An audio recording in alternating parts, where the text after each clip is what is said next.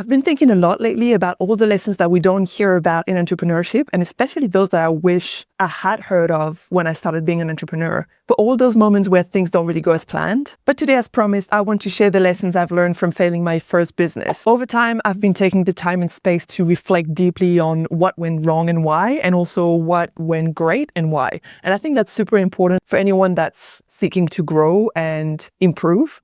And something else that's been on my mind lately is that we don't see enough female entrepreneurs out there. And I've met so many women the past few years that had some brilliant ideas and just didn't believe enough in themselves to try it. Or they felt that starting a business is just too complicated or out of reach. And I want to demystify some of this. The usual advice that I've found is catered to startups that are already pretty advanced, or it makes the whole process sound way more complex than it needs to be for beginners. But in fact, starting a business is literally the most practical, down-to-earth, and rooted thing that you can do. It really doesn't need overcomplicating. And that's actually a great transition for what I want to share next, because when you start a business, you want to keep it simple, especially in the early stage. It already gets overwhelming enough as it is when you start growing, so spare yourself while you can. Plus, if you lay foundations on something overly complex, it's just going to waste your time and potentially cause problems later on. I think what speaks the best for this is when you figure out what tools to use. It can feel paralyzing at times, and it's even more true ever since AI has exploded. There's been so many startups tools released in the past few years promising that AI is going to sort it all out for you. And using AI does help a lot, 100%.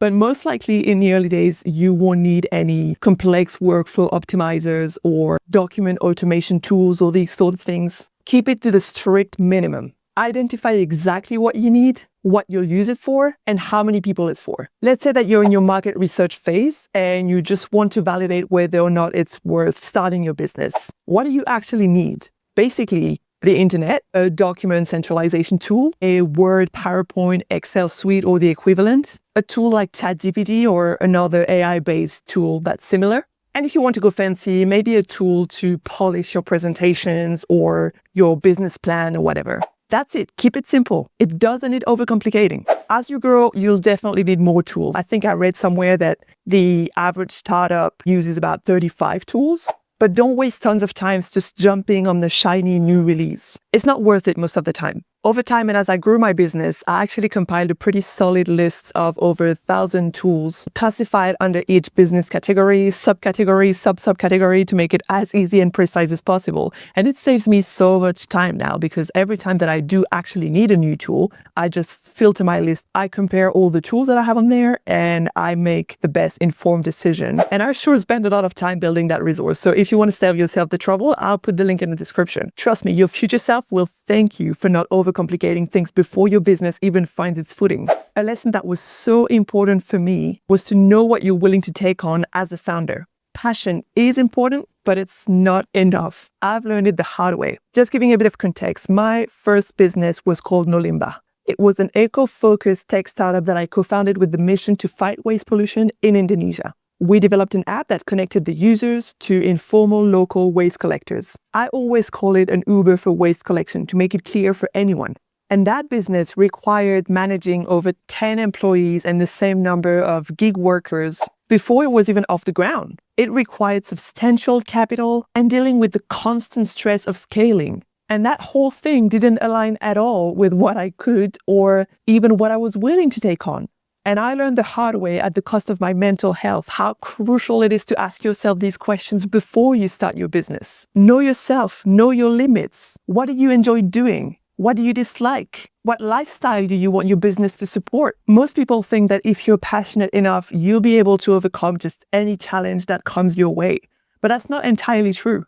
I still am deeply passionate about the environmental cause. And that passion did carry me through a lot of obstacles. But there's only so much you can take when too much starts going against your values or your lifestyle. Over time, it will slowly affect your mental health. And it will come full circle. And eventually, your business will start to feel the effects. Asking yourself these questions can save you a lot of unnecessary stress. Most advice are usually given to founders after they've started their business. And it's usually paired with scary stats like 90% of startups fail. Okay, great. Thanks for the info. But how do we prevent that?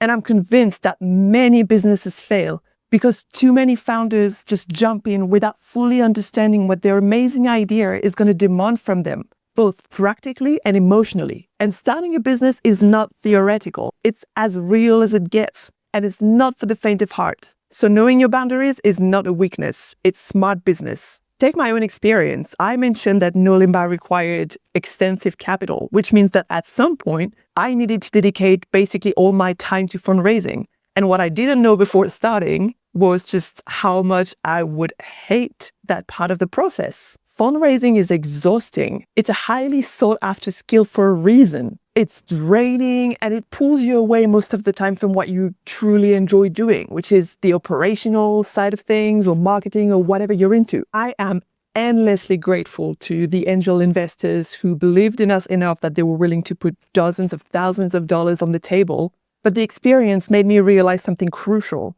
I'd much rather focus on smaller initiatives that don't require extensive capital so that I don't have to go through that process again. And that's a great transition for the next lesson that I learned, because let's say that you are willing to go through that process and raise funds. Make sure that you don't stop at your first win and keep raising. Now, that's a piece of advice that I wish I'd heard way earlier and that I didn't have to figure out on my own. When we secured our first round of angel funding, I thought, great, we're set for now. Time to shift all my energy into running the business again. But what I didn't realize back then is that sometimes you need to keep raising in order to ensure that you have what you actually need. Fundraising is not a one and done process. It's a continuous effort, especially in the early stages. You need to assess your cash flow carefully. If you secure less than what you'll need to sustain the operation or scale as planned, that's the moment to approach other investors to complete the round. Never overraise, but be realistic. And that's where I went wrong. After our first angel investor came on board, I thought I could pause and go back to just running the business entirely for a while. Big mistake. Huge. Looking back, I wish I'd kept building on that initial win and used it as leverage to approach other potential backers. And here's why. When one investor commits, it lowers the perceived risk for others. It's like a validation. Each funding you secure doesn't just bring money, it also builds credibility. And that makes you in a great position to approach other investors. And once you pause like I did, even briefly, it's like hitting the brakes on that momentum, and it's very hard to restart.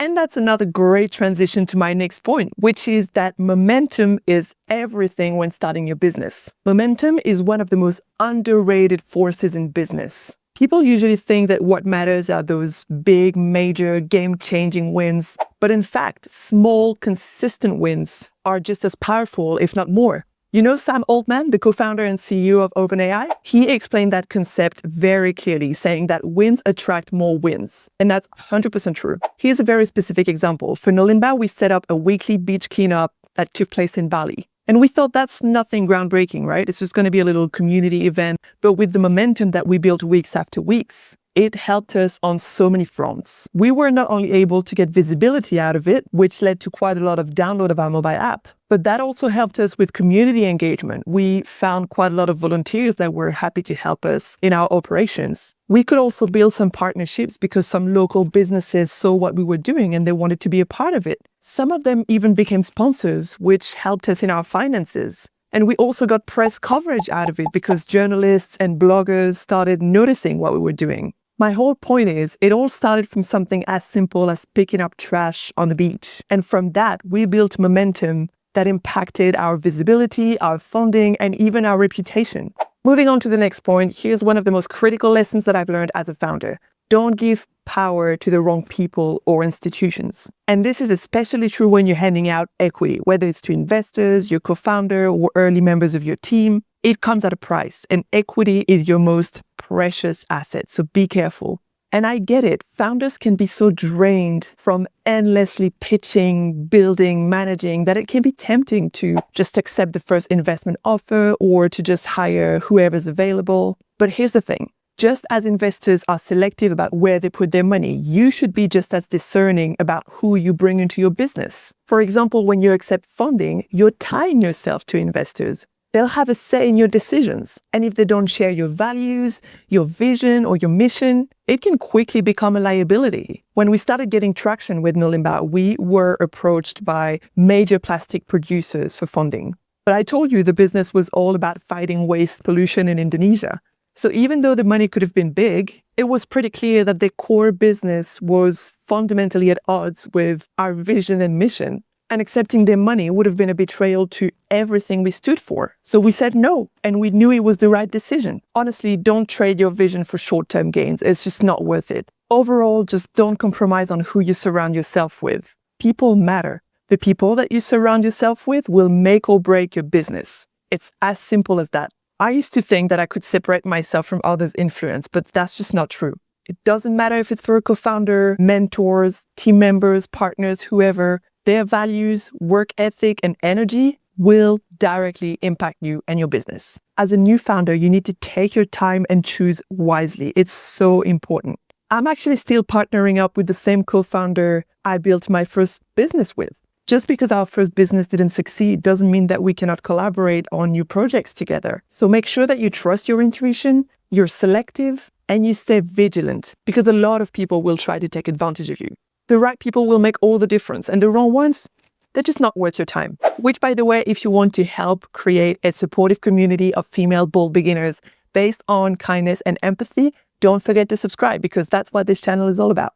Now, my next point I touched on a bit in my last video, but basically, if you're resourceful, you can make sure that you save your money as long as you can. You'd be amazed at how far you can stretch a minimal budget. Actually, 1 in 3 founders starts their business with less than $5,000. And we're not talking of like $5,000 that you put in one go. It's stretched over time. I've heard a lot of people say that their main obstacles to starting a business is their lack of funds. But honestly, not every project needs to be capital intensive. For the current project that I'm working on, all I need is a phone, a laptop, and then maybe a hosting service for my blog, which costs me less than $50 for the first year. Not undoable. And even if your project requires more capital, there's so many creative ways to validate your idea and even build momentum without breaking the bank, at least until you can present it to investors. You just need to focus on the right steps and the right tools to make it happen. For Nolimba, almost for free, I was able to build a professional pitch deck, build a no-code mobile app to bring my vision to life, onboard my co-founder by convincing him with my pitch deck, my prototype, and a whole lot of passion. We also onboarded a full team of volunteers in different areas like marketing, UX, UI, web design, and I'm sure I forget some. And we also found a couple of major partners, including a local university that allowed us to have our first 1,000 test users. All of this cost me close to nothing. And it was enough to create a proof of concept and to show an MVP to potential investors. Trust me, you can do a lot with very little if you get resourceful. Another thing that keeps surprising me in my entrepreneurial journey is this: what you give almost always comes back tenfold. Never hesitate to reach out.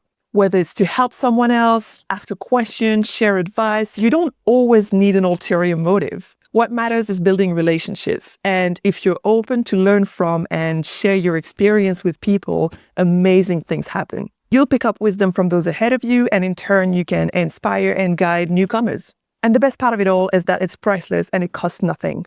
Let's move on to another very important lesson. Delegate when you can. I know delegation can feel impossible in the early stages of a business. I've been there juggling everything on my own, but whenever you're ready, there are creative ways to share the load. One of them, and probably the most common, is to find a co-founder. It's one of the most important decisions that you're going to make for your business, so don't settle for less than the perfect match. You need to find a co-founder that aligns with your values and your vision. We said that already, but also someone who complements you and your skills. For Nolimba, I mentioned that we built a mobile app. Well, actually, I didn't build a mobile app because I'm not a tech person, so I made sure to find a tech co-founder. Another way is to hand out sweat equity. Once your business has strong foundations, consider offering equity to onboard talents. Just make sure that you always protect yourself and your team by, for instance, including vesting periods. I won't get into too much details about that, but make sure that you keep an eye out for the legalities.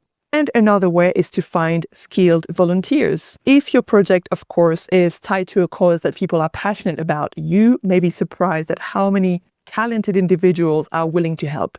But of course, always make sure that you also provide the volunteers with a meaningful experience. As always, if you show passion and commitment, people are naturally going to want to contribute. And to wrap it up, I'm going to share a not so popular opinion when it comes to starting your business. Taking action doesn't mean rushing. I'm super impatient by nature about just everything, but I've learned over time that while action is critical, rushing without a plan is guaranteed a recipe for disaster. I've said it before, I believe in the fail fast, learn fast approach.